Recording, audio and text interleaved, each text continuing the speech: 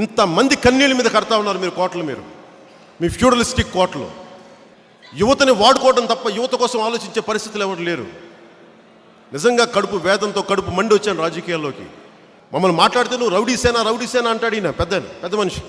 ఆ పెద్ద మనిషికి చెప్తా ఉన్నాం, బాబు మాది రౌడీ సేన కాదమ్మా, విప్లవ సేన మాది.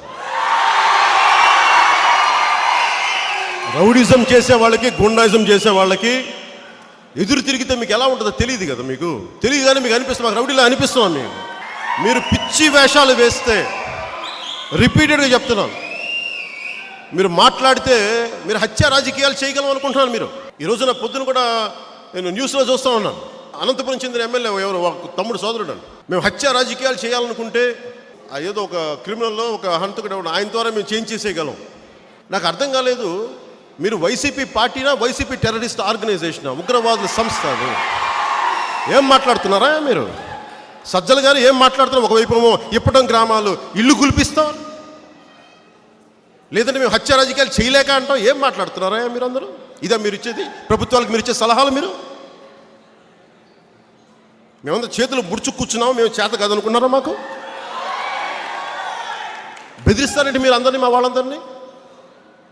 ఎవరు మాకు అండగా నిలబడకూడదు, బెదిరించేస్తారు. ఒక మాట మేము మా వాళ్ళకి ఎవరు రాకూడదా? మాకు అంటే రాజకీయం మీరే చేయాలా, మేము చేయకూడదా? మీకేనా సాధ్యం, మాకు సాధ్యం కాదా? ఏం మాట్లాడుతున్నారు మీరు? రాజకీయానికి పెట్టి పుట్టాలా? మేము చేయలేమా రాజకీయం? మా వల్ల కాదా? చేసి చూపిస్తాం. ఈ ఫ్యూడలిస్టిక్ కోటలు బద్దల కొట్టి కొట్టి కొట్టి తీరుతాం.